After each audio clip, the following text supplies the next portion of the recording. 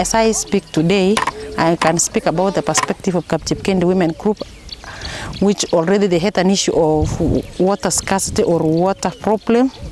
And since I started my civic education, they were able to write a memorandum of understanding between Kapchekendi Women Group and the county government of Baringo. And today I'm very proud because they have been able to achieve what they had written in that memorandum.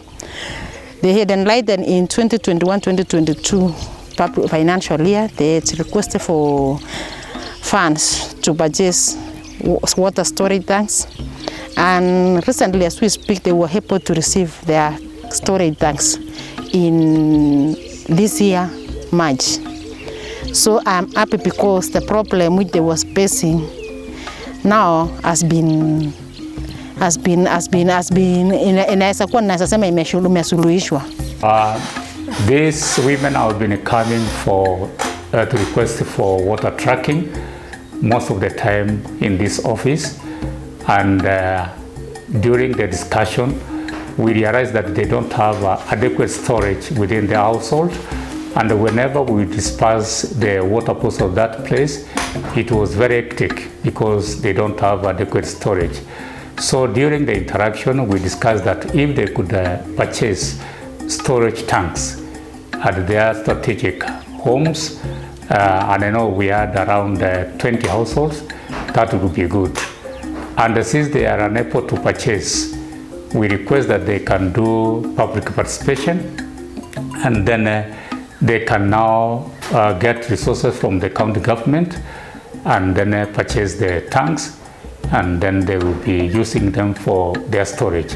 So through that, we introduced them to the ward admin, who is the key person in public participation, and also the sub-county admin, who is also very key, and also we mentioned to the area MCA on how they will be supported. So when the time for public participation came, we had advised them that they should come in large numbers so that they can win the people who are doing public participation from the county, so that they can be supported. And we got good news later that they have been given the opportunity because their proposal passed unanimously without much challenges.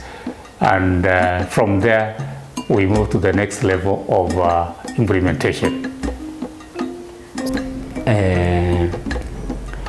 Kapchekendi Women Group is a group of women in the lower side of the Mochongoi, which they are dealing majorly in the economic affairs of their well-being of the group, mostly in farming and other social issues. So the women group last year, or the previous year, they budgeted through public participation. They requested to have the tanks for their domestic use of the water. So during the budget process, they participated in the public participation, and they requested through public participation. And the county government of Baringo had an opportunity, and they budgeted, and they successfully delivered 20 tanks of 5,000 liters to Kapchekendi Women Group.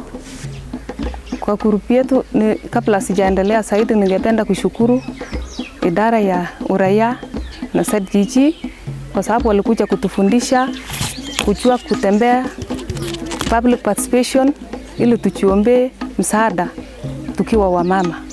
Sababu area yetu wamama hatutambuliki. Tukiendanga public participation, tunaona wasee wanatuona kama sisi ni wajinga, hatujui kitu, hatuende mbali.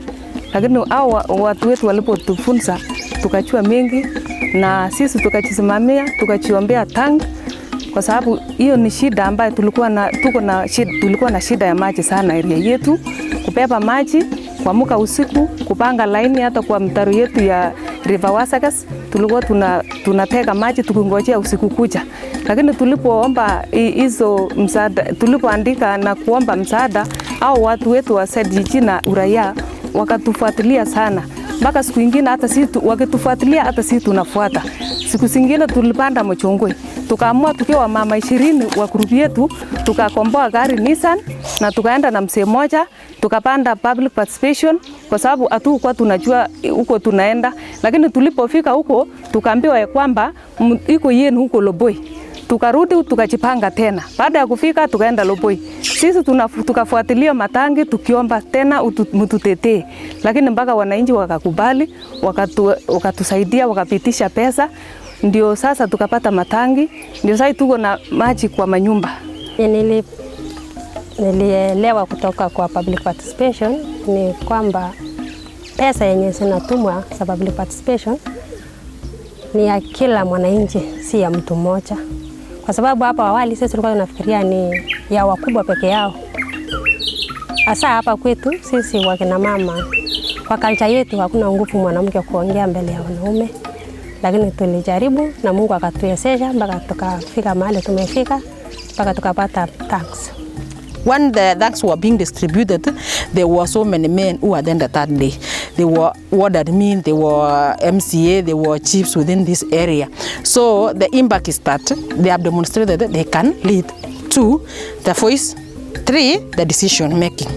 Women can make decision within a marginalized community, and the voice of a woman can be heard in a public participation or within this community. That is a very big impact yenye mimi nasema kama civic educator, sababu kitambo wamama wakisimama walikuwa wanaambia kalia kidogo, but this time mama akisimama hata anasasikizwa. 2, saizi hao wamama wamesaidia wamama wengine, because as we speak currently, kitambo ungepata ni chiefs, vijana wachache na wasee walikuwa wanaenda kwa public participation, but now the 3/4 of public participation is being attended by these marginalized women or endorsed women, which as a civic educator I am happy because naona kwamba wamama wameshikilia, na wao tunasema watu wangu wamepotea sababu wamekosa mafunzo. Sasa saa hizi wamepata mafunzo, naona wameshika laini.